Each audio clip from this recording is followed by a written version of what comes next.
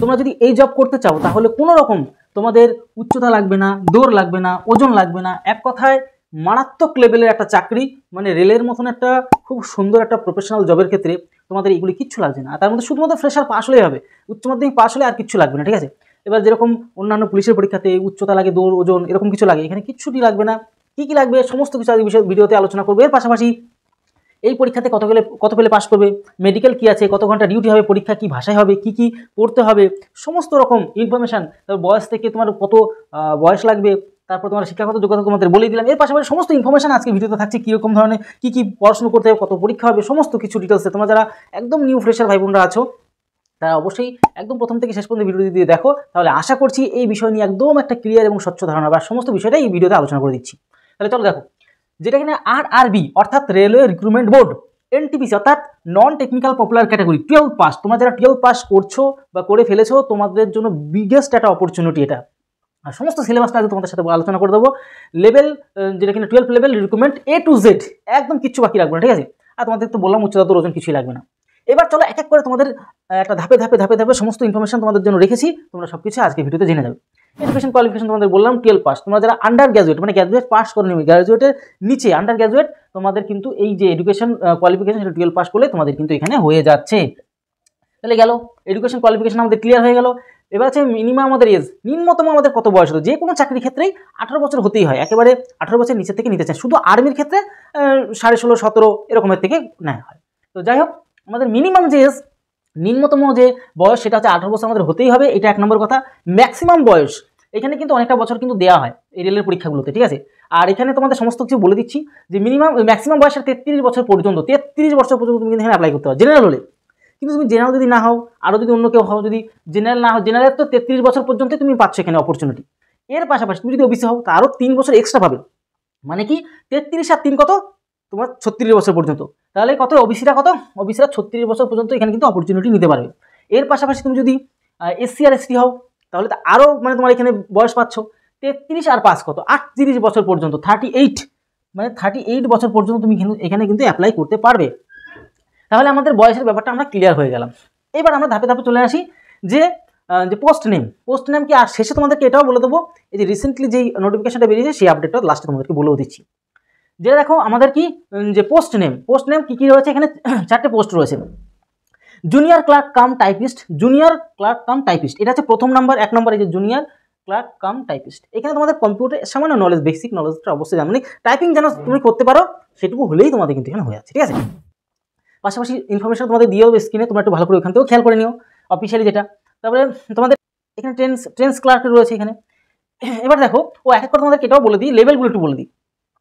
Junior clerk cum typist যেটা একদম প্রথমে তোমাদেরকে বললাম সেটা লেভেল 2তে, মানে লেভেল ইন 7 নম্বর লেভেলে তোমাদের কিন্তু এখানে 7 পে কমিশনে কিন্তু 2 নম্বর লেভেল এটা, মানে এটা।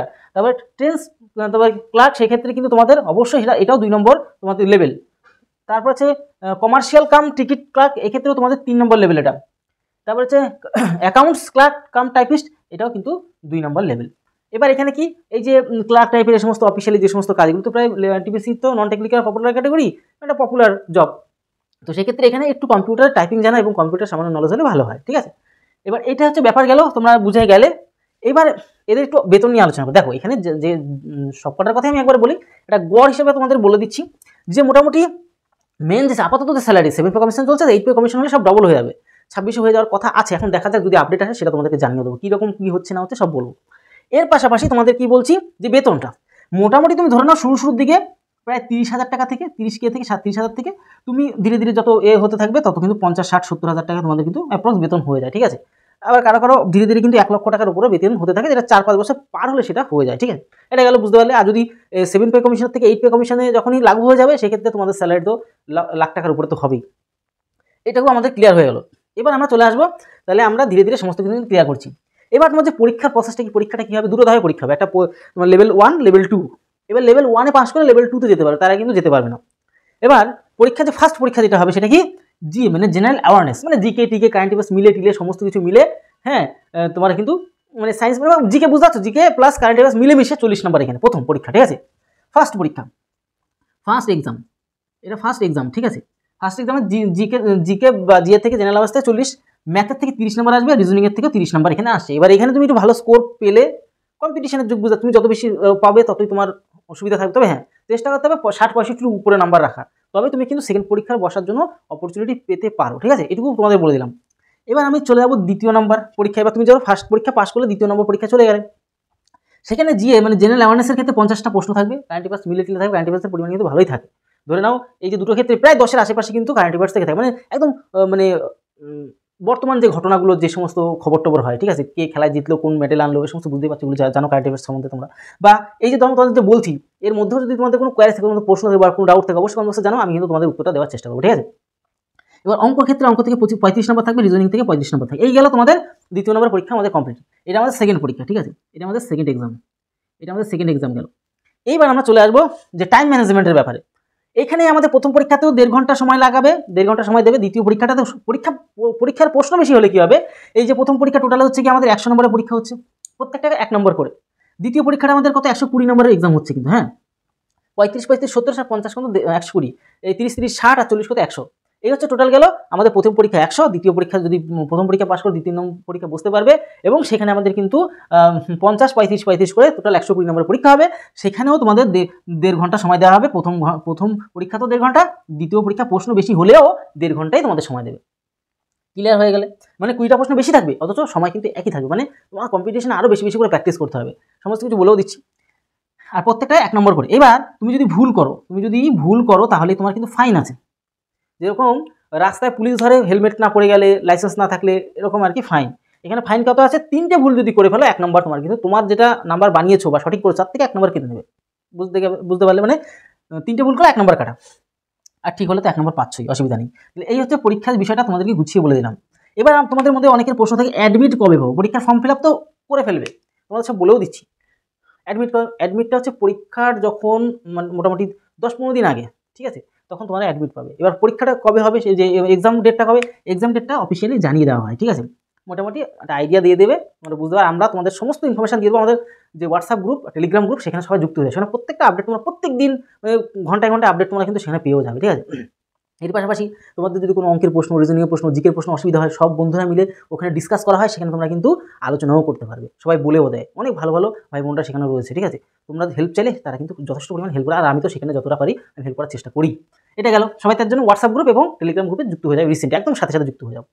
এবার রেজাল্ট ডেট কি পরীক্ষা হয়ে যাবে মোটামুটি 1 থেকে 1.5 মাসের মধ্যে, টোটাল বা জোর 2 মাস দিয়ে দেয়। ঠিক আছে, এসবগুলো হয়ে গেল। এবার আমরা চলে আসবো যে শেষে, আচ্ছা ওটা পরের গল্প।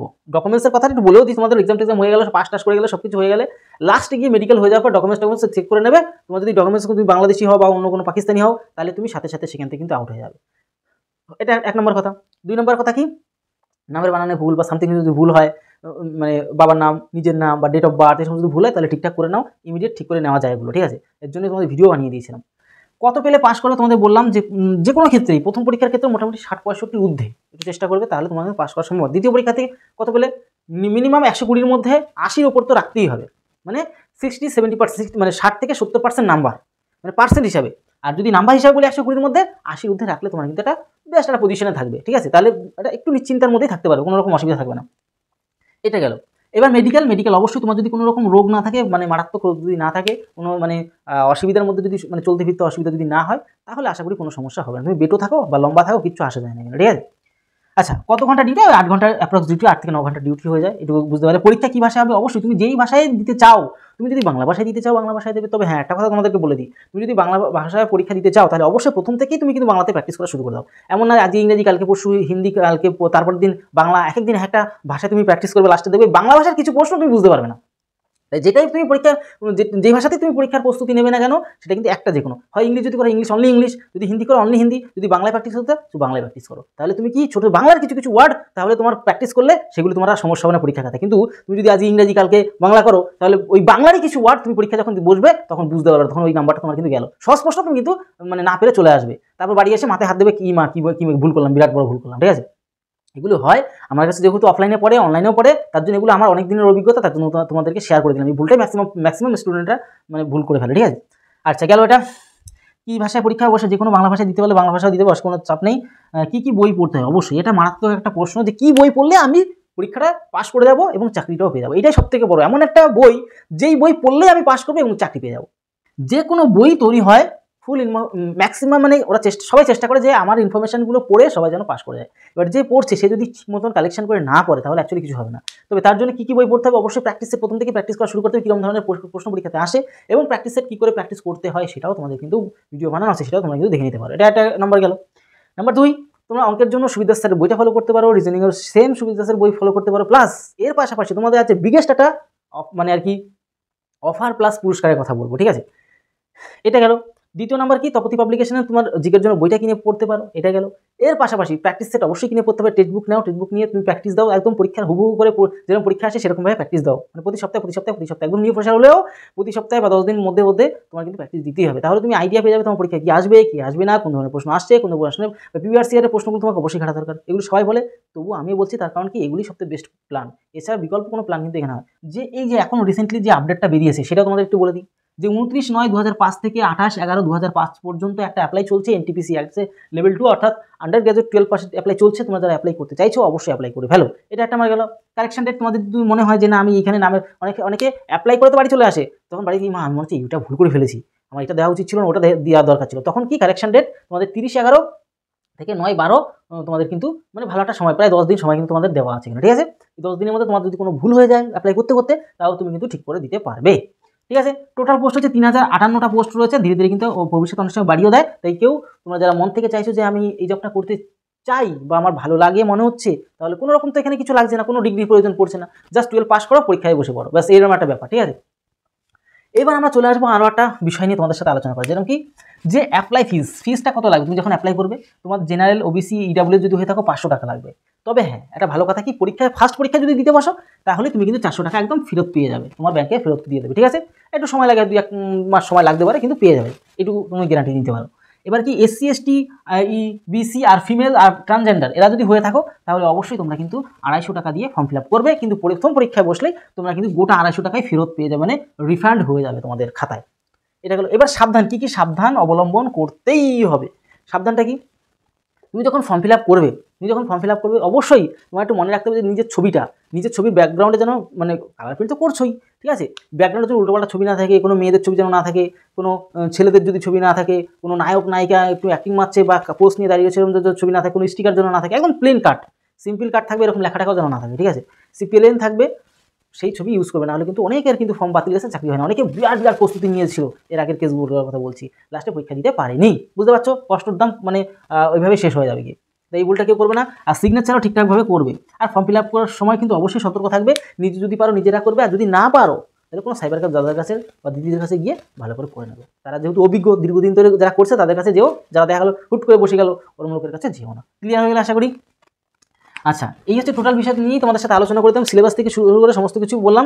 কিন্তু সবার শেষে যেটা বলেছিলাম, তোমরা অনেকে একদম নিউ ফ্রেশার, উচ্চ মাধ্যমিক সবাই পাস করেছো, ঠিক আছে, এমন ভাই বোনরাও কিন্তু অনেকে আছে তোমরা, তারা যদি চাও যে আমাদের কাছে অঙ্ক এবং রিজনিংটা খুব ভালো করে শিখতে চাও, মানে চ্যাপ্টার ভিত্তিক করে প্লাস প্র্যাকটিস সেট গুছিয়ে তোমাকে ডাউট ক্লিয়ার করে দেওয়া, তোমাদের সেই স্পেশাল গ্রুপে নিয়ে যাওয়া, সেখানে ডাউট ক্লিয়ার করে দেওয়া, কোনো সমস্যায় হলে সেখানে তোমার অনেকে বুঝতে পারে না, অনেক সমস্যা হয় অনেকের, সমস্ত রকম সাপোর্ট তোমাকে দিয়ে দেবো, তোমাকে বোঝাবো। আমি যেহেতু দীর্ঘ 7-8 বছর থেকে আমি এই লাইনে রয়েছি বা গাইড করে দিতে পারি, তার জন্য অবশ্যই তোমরা যদি নিতে চাও ম্যাথ এবং রিজনিং কোর্সটা, তাহলে 7430885955 নম্বরে তোমরা কিন্তু যোগাযোগ করতে পারো। তাহলে ভিডিওটি আজকে এলো, তত সময় পরিবারের সাথে ভালো থেকো, সুস্থ থেকো, জয় হিন্দ, জয় ভারত।